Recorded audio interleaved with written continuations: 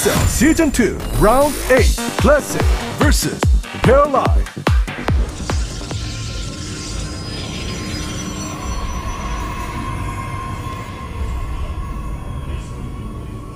So it looks like we have Paralyze top left, Classic top right.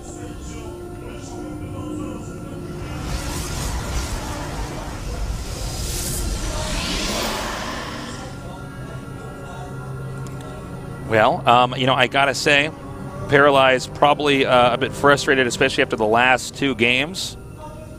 I felt like his sails ran out of wind there, couldn't get any wind there, and then game number 2 especially. Thought, man, you should probably stay in this game a little bit longer. It's not completely over just yet. Yeah. There was the bare bones remaining there of Classic's armies. Classic broke through. Doesn't mean that he was going to come back for sure, but you look at that and you think, damn. And then this next game, you know, had he been privy to the fact that, okay, their DTs are coming, this guy has nothing to defend against this, and no, granted, there's no tech to see there. If you don't see something, that also tells you something too, because he has to have something by that point of the game.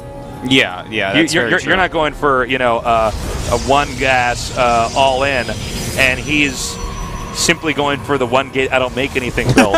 So to lose to a DT rush like that, when all he really needed to do was rush for a little bit of detection, the bare minimum of detection back in his base, that cost him the game is pretty frustrating, pretty disappointing. Has to be. And, you know, I guess he could have put him on like a Stargate or something like that. That wouldn't be an uncommon or a bad build on that map, so a little bit rough there, but you know, with absolutely no units, I guess DT becomes a little bit more likely. That Dark Shrine pops up pretty quick, and it's pretty expensive. Yeah. But anyways, we'll see how this game goes down. Probably expecting some Stargates here, but we don't have the pylons on the edge of the bases that we sometimes see people like Stargates in. Looks like Paralyze. Stargate starting for Paralyze? Yeah. And Classic's actually going to be able to scout it this time, so he isn't going to get just completely countered in like a Stargate versus Stargate play. Now, will he choose the same type of route that Paralyze chose when he scouted this, which is making his own Stargate as soon as he gets that probe out of there? We'll see in just 1 second here. Should be seeing a Twilight or a Stargate from Classic.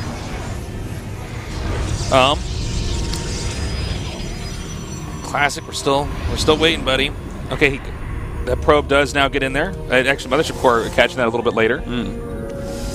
He sees it finish up and sees a Phoenix start, but he is actually going for a Twilight, which means blink, and that'll be a pretty good counter to this overall.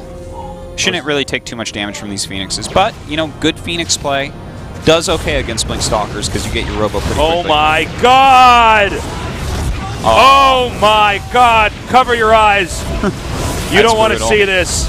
That's brutal. This isn't TV, guys. That hurts. This is like, you know when they say this is going on your permanent record in school? Yeah, but you know better. You know that's a bunch of BS because there is no permanent record. That's not true. In this case, this went on your permanent record. You just locked in a starting attacking unit in the first 6 minutes of the game and had to kill your own pylon. That went on your permanent record. That was a rough one. That is bad. You remember back in the day when San Zenith blocked his own Nexus with his pylon for his cannon span? Yeah. God, that was the most painful That ever. was painful. The funny thing is, anybody who's now played, he's one of the best players in the world. Yeah. Well, the funny thing is, anybody who's played Protoss has at least done that once in their whole life. And like, oh my God, oh my God, this happened. But you know, for it to happen in, you know, the most important part of your StarCraft life is pretty bad. Well, we have the blink on the way. Nexus is going up here for Paralyze.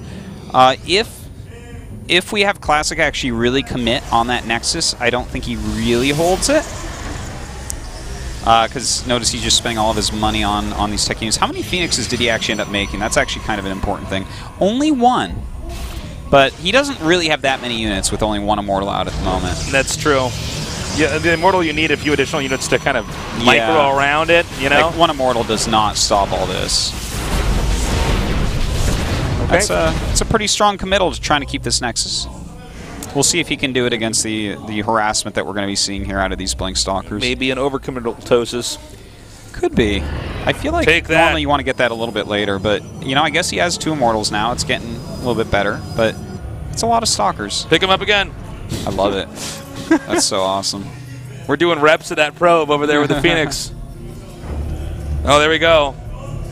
Now he's maxing today, okay? He's not going for, you know, your standard lift.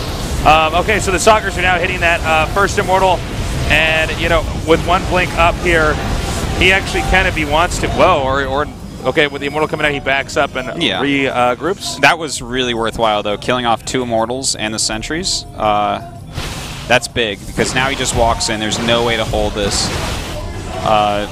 You know, that's normally, again, when you open up Phoenix and go into Immortals against Blink, you don't really want to start the Nexus that early, because stuff like this can happen very easily. Okay, he's coming down here to save that Nexus, but the targeting is too good. Now going for that Immortal. Immortal goes up the ramp, and is he going to... That was a good force field. That was a really good force field. I thought for a second he might be able to just blink up there. Okay, so the second Immortal comes out. That force field was like life-saving. If he hadn't done that, then that Immortal goes down and it snowballs even worse. But nice. Now he blunks on top of the army. Yeah. And with more Stalkers and his opponent plus that blink upgrade, I got to expect him to be able to whittle this down over time.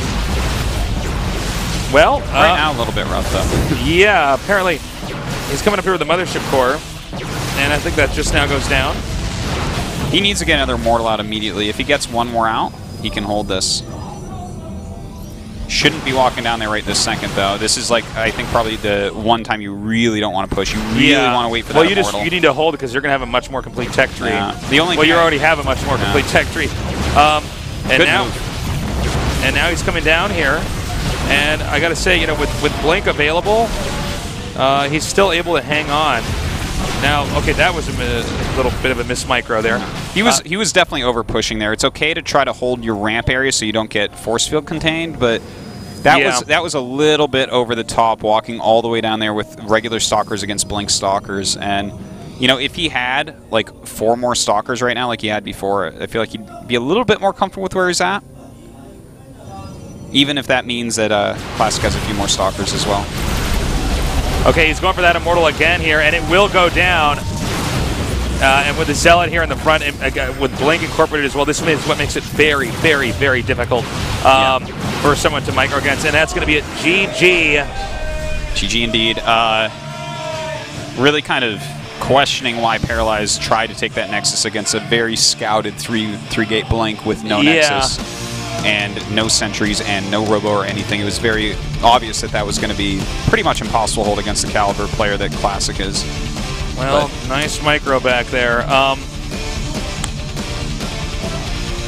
That's that, Tosis. That's that. Classic goes to the round of 4. And now we get the real match of the round of 8. Sulky against Well, this is Maru. the matchup that I think out of all of them, I think everybody's the most excited about. For sure. So, Classic had a bad start, but he won the next 3. Nicely done. Very close games in a lot of those. We had a lot of games with, you know, rushes, like, for instance, game number 3, which was pretty cool. He just didn't identify that the DTs were an imminent threat. They were coming. And so it cost him the game. And I think from there, Paralyze's play went down. The one thing I did like about that is that we had like very cut and dry, this is what went wrong, this is the mistake, this is the build order that's being countered. What builds beat what builds, that's definitely, that was an okay definitely a series to take a look at. We're going to take a short little break, and when we come back, we're going to go on to Maru against Sulky.